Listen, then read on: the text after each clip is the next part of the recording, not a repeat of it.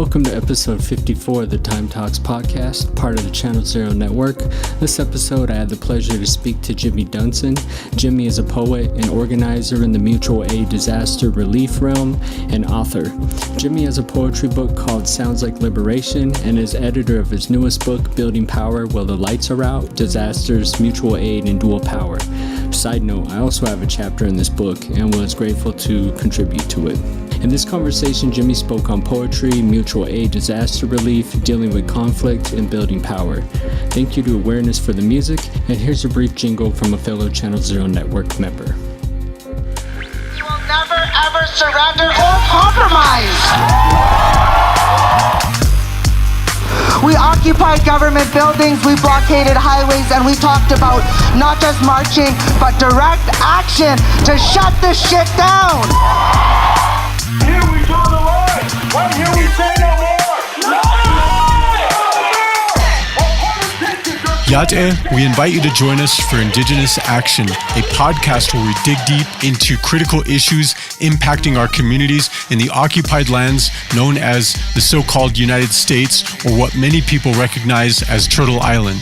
This is an autonomous, anti-colonial broadcast with unapologetic and claws-out analysis towards total liberation. So take your seat by this fire, and may the bridges we burn together light our way.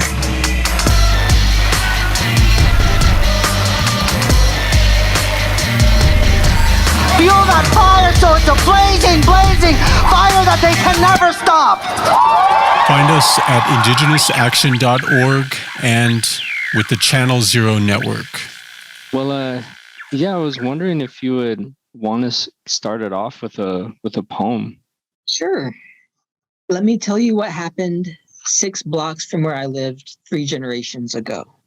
A Black man named John Evans was shot at hundreds of times while being hanged from a telephone pole, sending hundreds of Black women and children fleeing to Tampa like a scene you see on TV and condemning the Congo. That was just one lifetime back. Planned by the most influential in this city, half the white population participated. That is our great-grandparents' legacy. And this isn't just something that we can say is history. Isn't just something from our past. I was in New Orleans a week after Katrina, and there were bodies with shotgun holes in their backs. People whose only crime was walking in their own neighborhoods and wearing skin that was Black. White vigilantes were laughing, telling us it was like pheasant season. If it moved, you shot it. That is, if it had color in its skin. But don't think this is just a handful of extremists nobody can stand. It was the police force in Gretna that prevented New Orleans residents from crossing that bridge to safety in dry land. It was troops come back from combat in Iraq saying here was the same as there. Citizens were enemy combatants, preventing Walmart trucks full of water from reaching the Superdome because they didn't have official documents. St. Petersburg is New Orleans is money. Mississippi and young Emmett Till, Trayvon Martins have always been killed by the hands of police in this city. Those who don't learn from the past are condemned to repeat it, but those who create the future are the ones who can see it. Your vision will guide you. This dream, though deferred, can't be killed or contained. It rises from the dust over and over like a phoenix from the flames. It cannot be extinguished by assassinating Black messiahs or co-opting their names for street signs and holidays while the dreams they fought for are denied us. You and I may never reach that promised land, but if we keep walking, we're bound to get someplace different from where we came. While there's beating in these chests, there's still hope left, but for the sake of that dream and respect for the dead, please, white brothers and sisters, don't pretend like there's no more white privilege. Recognize others' lives and experiences aren't the same as yours. And those particularities, when acknowledged, create a sum more than the addition of its parts. Our society is still not blind to color, but we begin to liberate and understand ourselves when we recognize and celebrate the differences we find in each other. And if you look in the past, there is something else you will find. The first act of violence in any empire performs is the invasion of its own citizens' minds. Your ancestors caused a 500-year-old empire to crumble and die using the same ancient magic Francois Macondo and Zamba used on you when you became what you despised. Your people pillaged whole continents and tried to steal the spirits of the rivers and trees by refusing to see them, by denying their existence. But I swear to you, the earth herself will reincarnate as resistance. You have your own Orishas and Maulisas in your blood, sons of Woden, daughters of Bridget, Morgan, and Ishtar. When you're dreaming the future into being, don't believe what they tell you is all that you are. Kute vala libete kam shante lan kenuf. Katrina is within us now. It is no coincidence the storms tearing holes into this country follow the same path as the bodies thrown overboard for the white man's blood sacrifice to his god of money. Bodies of Ashanti, Igbo, and Yoruba have become the ocean, America. Revenge is sweet, America. You're not invincible. We see chinks in your armor. Spirit doesn't need that anyway. We are inside you. Your own body revolts against your power. You're nothing like your God. He came to set captives free, to emancipate those in bondage. It's written in your book. All you've ever done is hang him from a tree. Now you hold him down and spread poison through his veins, but there are wild alligators in every inch of this land, holding the ancient power to make dust of an empire's reign once again. Remember, there's a power that isn't power over, it's power alongside. Listen to it crying, come forth, even after you've died. This power from the inside outward, from the bottom upward, will continue to exist. Far beyond the future ghost echoes of humanity, this power will persist. There's magic here you never dreamed could exist. Our words are our weapons, and this is verbal piracy. We are warrior poets. Come join the conspiracy. We aren't just colorful fireworks. We are sparks. Let the soul's gold we are be purified by fire. Listen to the voice of liberty that sings in all our hearts. Wow. Thank you. Show's over. It's done now. Wow, that's so powerful. The ghost echoes of humanity. Yeah, no, what's the name of this poem? In my poetry book, I just start each, like in the table of contents, it's just the first line of the poem or the first few words that kind of acts as a title. My poetry book is called Sounds Like Liberation. Yes, and it's on Rebel Hearts Publishing. Yeah. And when did you write that poem? Several years back, maybe about like 7 years ago or 8 years ago, or maybe a little bit longer. Okay. Yeah, it just has so many threads and connections to it, and speaks to so many of the root causes of colonialism and slave trade and all those. So thank you for sharing that poem. It's a perfect way to start this episode. So my first question was, I was wondering if you could talk about some of your first involvements with groups such as in Food Not Bombs, and when you first started questioning the spectacle of U.S. propaganda of settler colonialism, white supremacist, capitalist, imperialist patriarchy? Yeah, I got involved in movements for a better world, first starting in the anti-war movement around the time of the lead up to the war in Iraq, and then got involved in more mutual aid activities with my local Food Not Bombs, and later on disaster response from a mutual aid and solidarity rootedness. My start to this type of organizing was basically from trying to act on love. I think that we live in a society that prevents us from loving each other, and there these structures, the imperialist, white supremacist, capitalist patriarchy, is one of the biggest obstacles to us loving and taking care of each other. And if we're serious about living a life of love and compassion and kindness, it's not just a feeling or an emotion. It has to be a verb as well. It has to be rooted in action to challenge these oppressive structures and institutions and ways of being that prevent the world from being rooted in compassion. Thank you. And when did you kind of start noticing or interrogating more into the whole U.S. propaganda of how it tells history and kind of these violent normative narratives it has? I growing up, I grew up poor, in either public housing or trailer parks, depending on whether I spent time with my mom or my dad. And I could, see firsthand, the violence of our economic system and how it others people and dehumanizes them. So, from a very young age, I was, even though I didn't have the words for it, I could see, I could see and I could feel the injustices of it, how it wasn't how we were supposed to be living. And, of course, like as I got older, I, read as much as I could, any type of, books about our economic justice and injustice, imperialism and colonialism and U.S. foreign policy and and also people's movements for transformative change from below. And that is a gradual process, but also grounded in all those books that I read kind of like articulated what I experienced in my personal life with the violence of capitalism. Cool. Thank you. Thanks for breaking that open. And I know you do a lot of different things, such as being in mutual aid work itself, but you also do different forms of writing. Like you just shared a poem, forms of art you're into, and then the essay writing that you do as well, along with this book, Building Power While the Lights Are Out, Disasters, Mutual Aid, and Dual Power. I was wondering how these different forms help you express solidarity and fight alienation and contribute ideas. Yeah, I believe, echoing the Zapatistas, words can be our weapons. First we have to imagine something in order to bring it into being.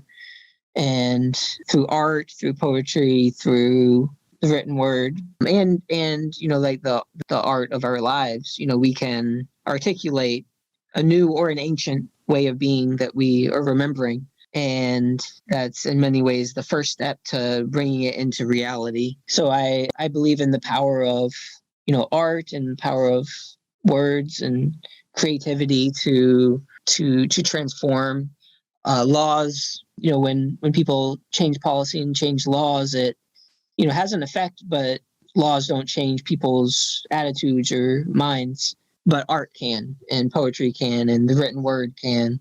It's a way to communicate more liberatory, more true way of being, potentially, if we use it in that way. Oh, thank you. I love that answer. That's deep. It's like a form of magic. Like it is. It's a spell, a word. My next question is, you've been working in the area of mutual aid disaster relief for a while now.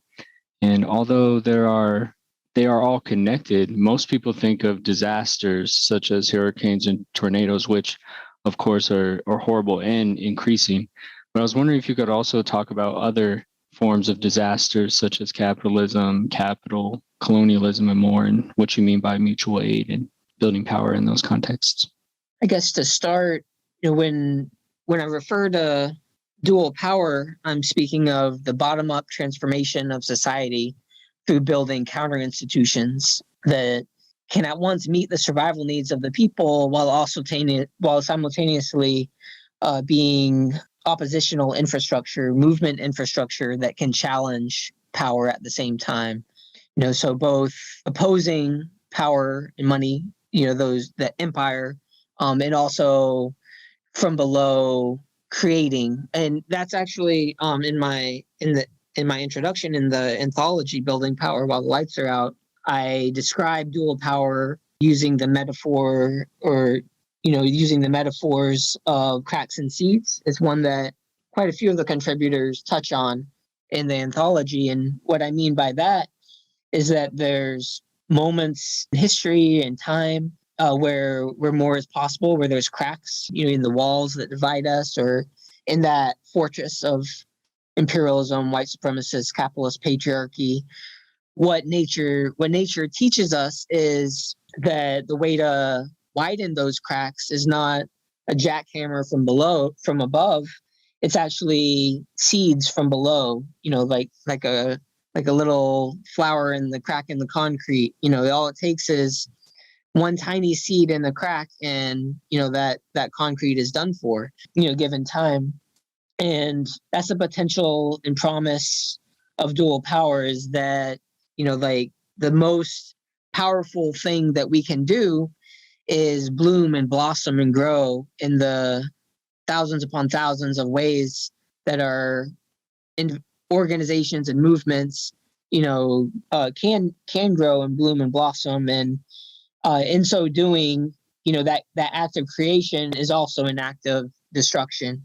Wherever we are in the belly of the beast, we can grow and bloom and blossom. And the top down institutions, the state, the market, they are inherently unsustainable. And it's my hope that at some point they'll fall, given their own internal contradictions. But what comes after, isn't guaranteed to be better, and we can start building that alternative. We can start building what replaces that here and now in the shadow of this world and in the shadow of empire right now.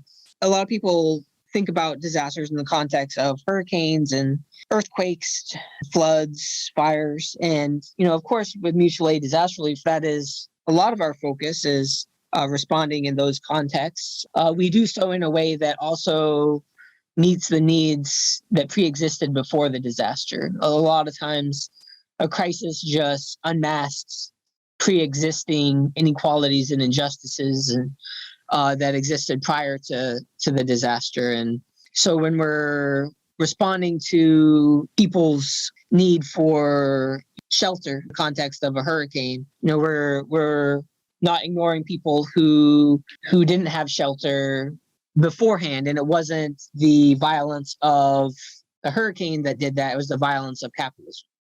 Similarly, like if we're talking about responding to people's energy needs, people have, after Hurricane Maria, people were without power for a long time in Puerto Rico, and we were able to build some solar infrastructure in partnership with the Centros de Apoyo Mutual. But also at the same time, Pine Ridge experiences the same level of lack of electricity, and it's not a hurricane that did that. It's colonialism, and the legacy of colonialism and ongoing, manifestations of it. And so when we're talking about responding to disasters in a way that responds to people's self-determined needs, we do so in a way that challenges invisible disasters, like capitalism and colonialism, in addition to the very visible disasters of a fire or a flood, tornado, hurricane, heat wave and things like that, or a pandemic. Thanks for breaking that down. And yeah, as you mentioned in the book, you talk about finding alternatives and not solution-based thinking when doing this work. My next question was, if you went to New Orleans after Hurricane Katrina and worked with Common Ground Collective, I was wondering if you could share a story from that experience, maybe a participation in the occupation of St. Augustine Church in Tremé, or some other transformational story. Sure. So St. Augustine Church in Tremé, it was a historic church for a number of reasons. It was the first place in the United States where free people of color, people who were enslaved, and white people all worshiped together under the same roof. And, Plessy from Plessy versus Ferguson, the Supreme Court case, went to this church, and the priest at the time, Father Ledoux, he wore African garments, and there were anti-racism trainings held in the church. And Father Ledoux also mediated between the Black Panthers and the police back in the day when there were shootouts that were occurring. And this church, after Katrina, despite not being flooded, it was going to be closed down, and the parish was going to be merged with a larger, richer church with the white priest. And the parishioners weren't having it. They tried everything they could to resist this, action by the church hierarchy. They tried letter writing, and they tried petitions and, appeals, and they were unsuccessful. And the night that the church hierarchy sent the priests, away from the church, a number of us went in. Sincerely, Shakur kind of led the charge on, and we occupied the church rectory for a couple of weeks. Eventually, the church hierarchy agreed to let the church remain open and available for the community. At one point, they came in with armed guards to a church service because they said they were afraid of Black militants. And eventually, they were chased out by the parishioners. The parishioners held their own service right in the middle of Mass. The church, authority figures who were involved in the takeover of St. Augustine and the shutting it down, they just decided, that the people singing "We Shall Not Be Moved" from the pews was too much for them, and they just left right in the middle of Mass. The church parishioners, talked with, the hierarchy, and the priest got sent to a different church, but the church is still open to this day. It has a tomb of the unknown slave on the grounds to hold the memory of people under that ground, or throughout, who were enslaved, and whose unmarked graves spot the landscape of New Orleans and many cities across this continent. Oh, thank you for sharing that story. Did you all have like a little basket that you could bring food up and down with, and people came to play music and serenade for you all as well? Yeah, there was a lot of beautiful music and a lot of wonderful food that the community brought. A number of us were involved in the relief efforts the months before, and basically living off of whatever we could get off of trucks coming in, and eating what we share with the community. And sometimes that's just like protein bars, or things like that, or MREs. And so in the church rectory, the community would make homemade meals for us, and send them up through windows. And it was we felt 100% supported, and we were eating better then than we were the months previously, when we were focused on supply distribution and things like that. That was mainly what I did after Katrina. Was I drove a box truck and went to public housing or trailer parks, and every day just distributed as much supplies as I could gather, and then fill it up and do the same thing over and over again.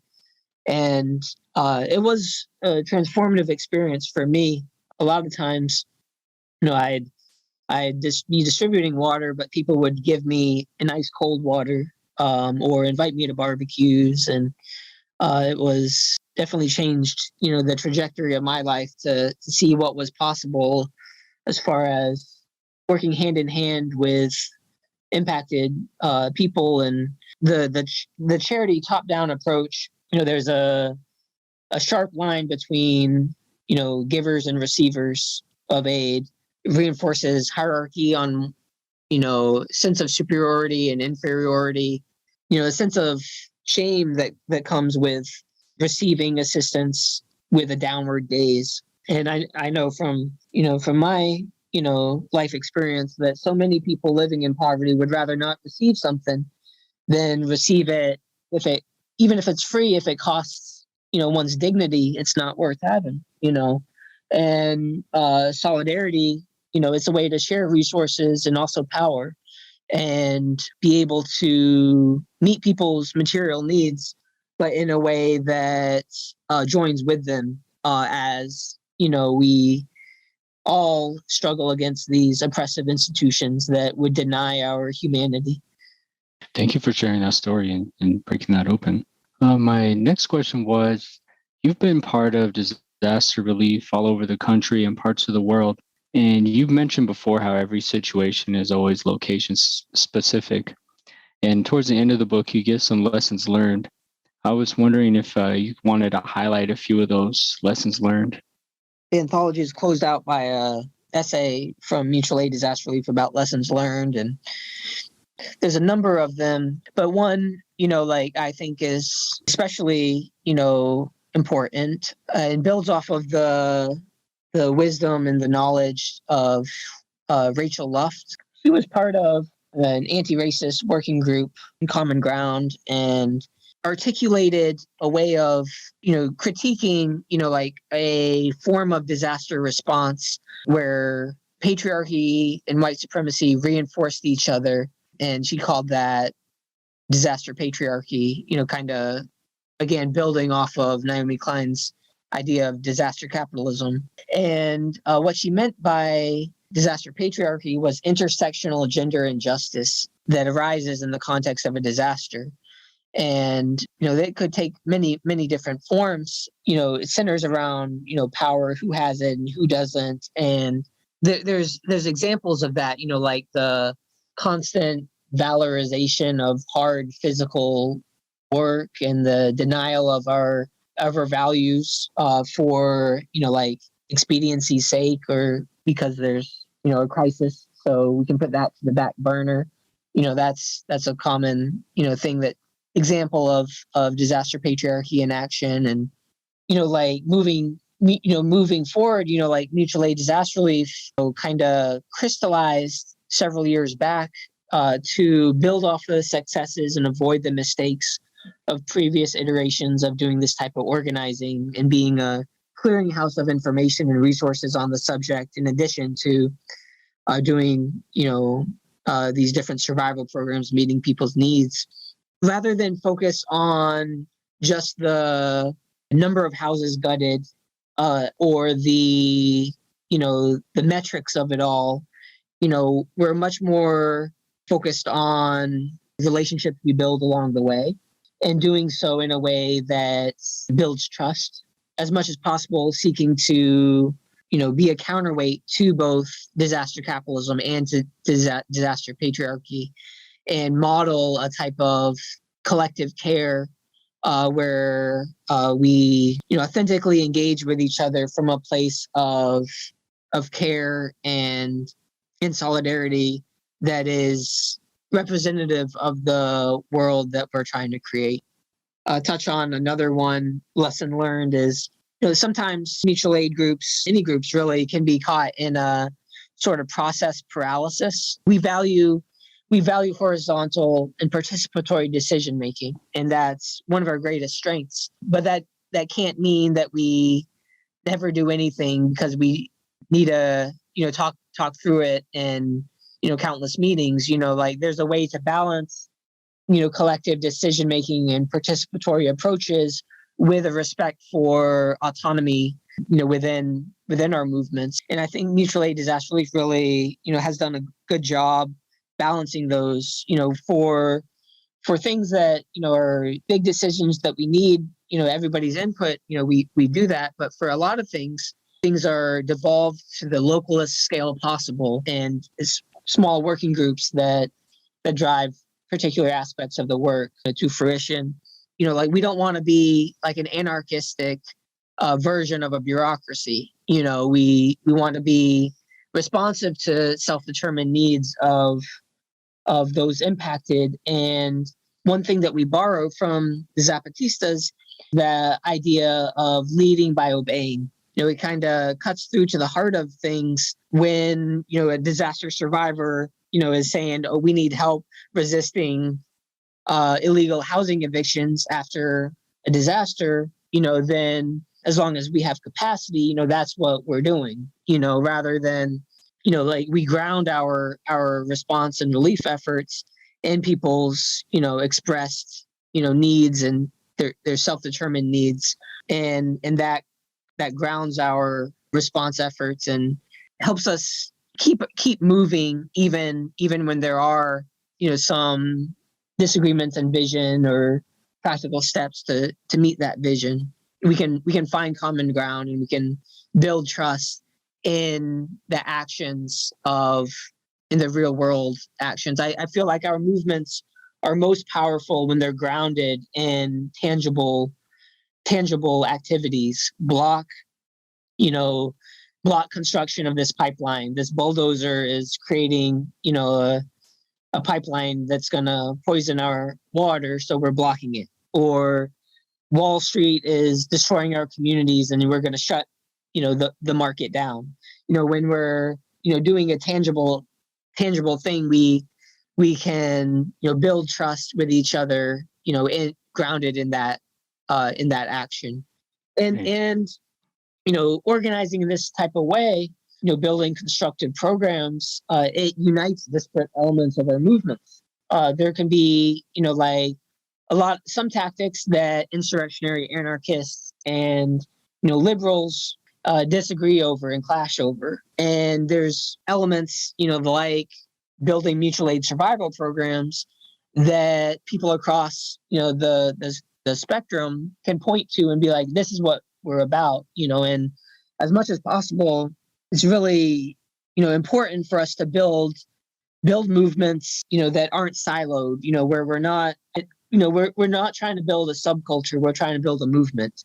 And mutual aid is one way of organizing from below to build power in a way that can be a threat to empire because it's not just the same people doing the same things. We're working in a way that is relevant to diverse communities, whether it's people in rural spaces or people in the projects, where we can organize in a way that is legible to people in a lot of different communities. That's one thing about Building Power While the Lights Are Out, the anthology, that I thought was really important is it portrayed a lot of different perspectives on doing mutual aid in the context of a disaster from a lot of different communities, whether it's anti-racist, rural mutual aid organizing and the challenges and opportunities that exist there, or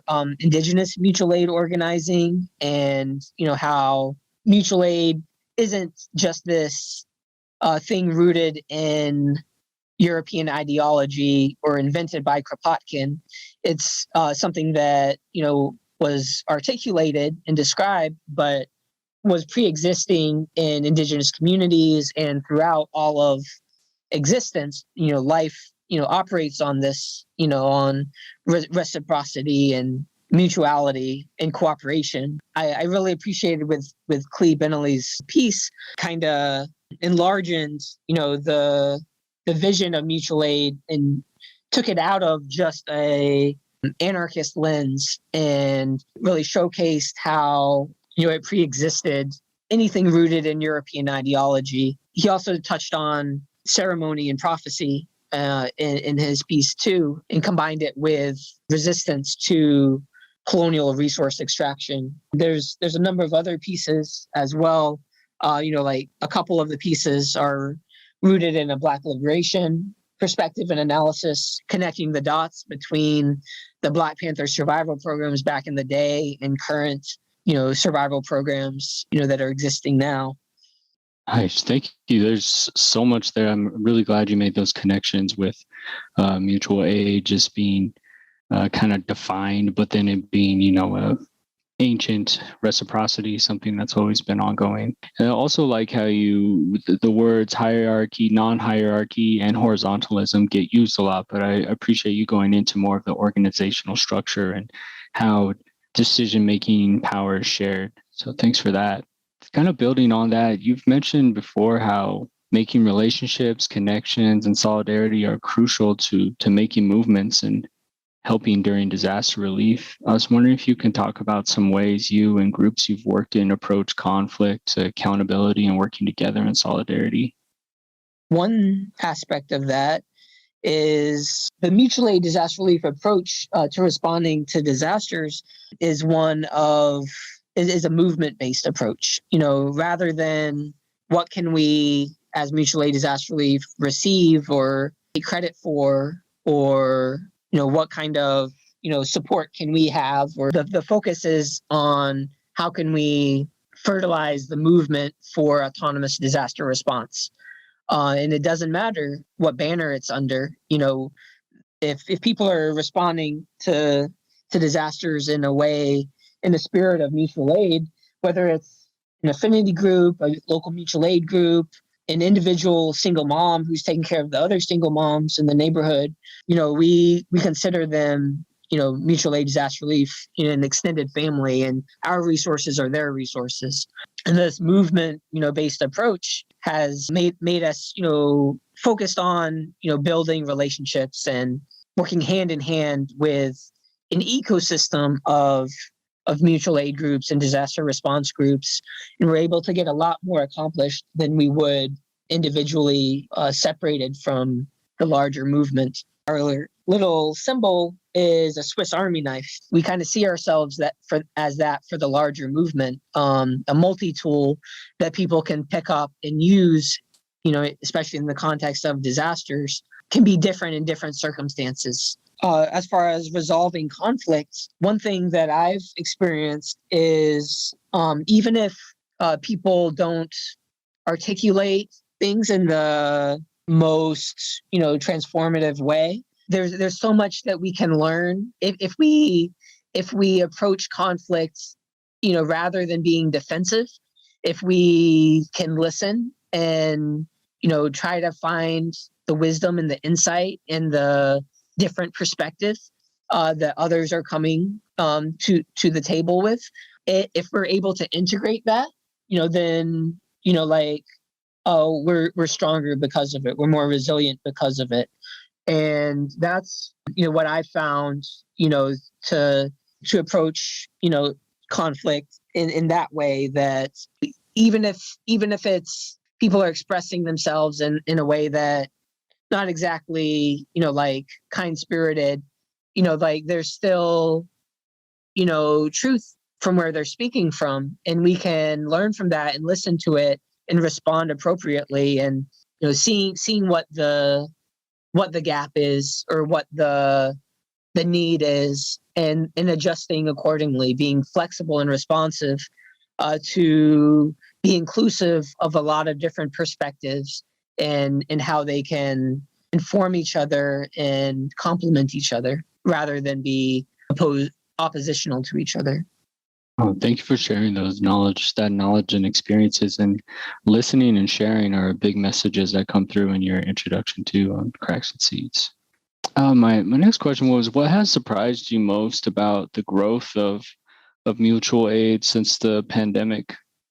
For a while, when describing how the state, and the nonprofit industrial complex and the market, have abandoned the people, and that we can't rely on them, there's no cavalry coming to save us. We have to take care of each other and save ourselves. A lot of times, there was still a future tense in a lot of that. Currently, with the current climate crisis and the pandemic, and how many people we've lost, in the last couple of years, but also, how so many people have spontaneously come together and organize thousands of different mutual aid projects and organizations. It's a present tense thing now. These multiple overlapping crises are here and now, and so many people have met the moments. There's of course challenges, with mutual aid organizing, and we're impacted by the oppressive structures around us, the limits of our ability to devote to mutual aid organizing, in the context of having to work to survive in our capitalist society, and different things like that. One thing I tell people is, our projects, groups and things like that, regardless of whether it lasts forever, or for a couple months, or even for a moment, that it's powerful and it's transformative. It's like love. A relationship isn't only a success when it lasts a whole lifetime. Even if love is only shared in one moment, it's still a powerful, beautiful experience that impacts one's life all throughout. And I feel the same way about our programs and projects and groups. They are powerful and beautiful and inspiring, and even if it only lasts, a certain amount of time, it doesn't make it a failure. We carry that wisdom, and that experience, both the successes and the mistakes or failures, and we carry them to other movements and other organizations and projects. And I'm very inspired by all the diverse mutual aid organizing that has happened, since the start of the pandemic. And there will be ebbs and flows, this type of organizing, and that's okay. The idea of a temporary autonomous zone is to, for a moment, for a time period, and then go to another place and do likewise, rather than seize territory and defend it. It's a much more organic way to spread the presence of liberated spaces, in a diffuse way, in a organic, mycological way, that the forces of empire cannot just bulldoze or SWAT raid their way into defeating. When we're constantly forming new groups and going back into so much of the movement is underground and unseen, and it can manifest in different ways, like a mushroom does. Whether that mushroom is there or not, the mycological network, that gives birth to it is existing and growing. And that's how I see our movements, is from below. We are growing to challenge power in thousands upon thousands of different directions.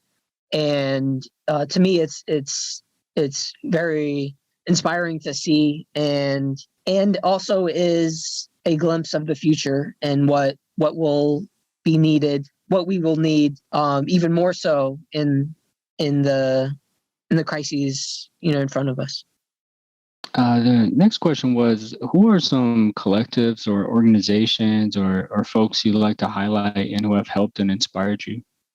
The Centros de Apoyo Mutuo in Puerto Rico, after Hurricane Maria, there's a number of folks that went down and did medic work and supply distribution and things like that, and organically came across these locally rooted mutual aid centers, and partnered with them since, especially related to solar infrastructure.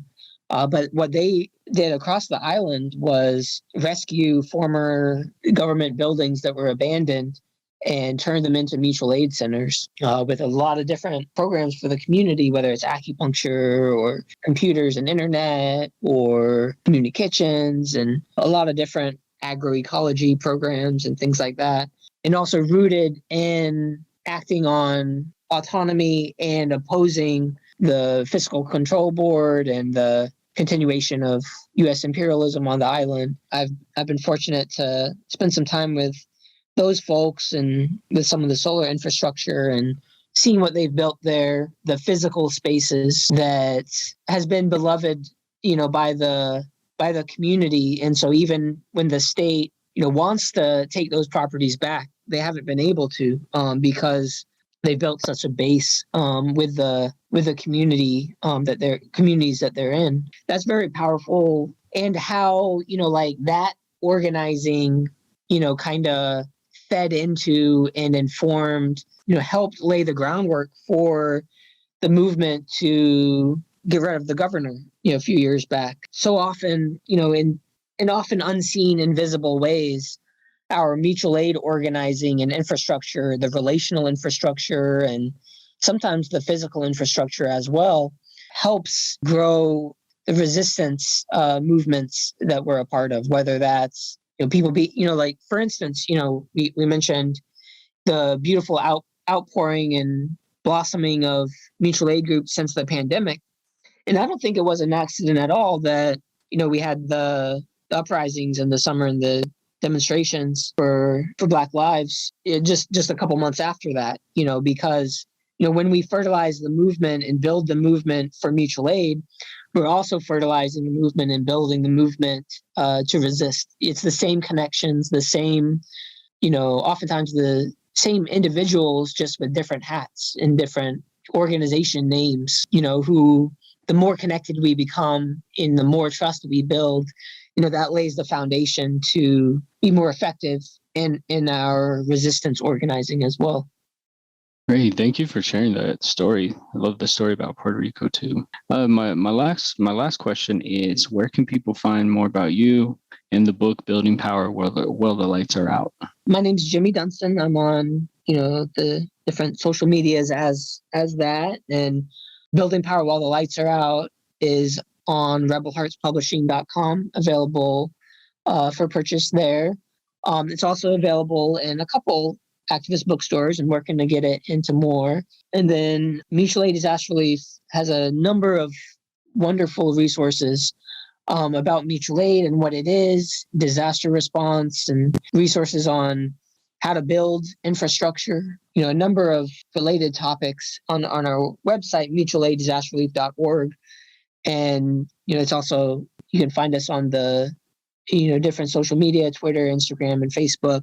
And also there, as we speak now, there's just flooding in Kentucky that was really bad. And so I encourage folks to also connect with East Kentucky Mutual Aid, local groups, that are responding. Mutual Aid Disaster Relief often works hand in hand, partnering with local mutual aid groups like East Kentucky Mutual Aid. And, what one of us aren't able to do, another is able to do. And we just, work as, extended family and community to respond. So check out mutualaiddisasterrelief.org, Mutual Aid Disaster Relief on social media, Rebel Hearts Publishing for the book, and also, connect your local mutual aid organizing or affinity groups with mutual aid disaster relief, either before or after a disaster happens. We're here as backup, as support for that organizing. Oh, thank you so much, and congratulations on this book, and thanks for letting me be a part of it as well. Really I appreciate your all your contributions and in the many seen and unseen ways. Yes, thank you. Thank you for tuning into this episode of the Time Talks podcast. I want to thank Jimmy Dunson for spending some time and speaking with me. Please support Jimmy's work. They are linked in the show notes. Thank you to Awareness for the music, and see you next time.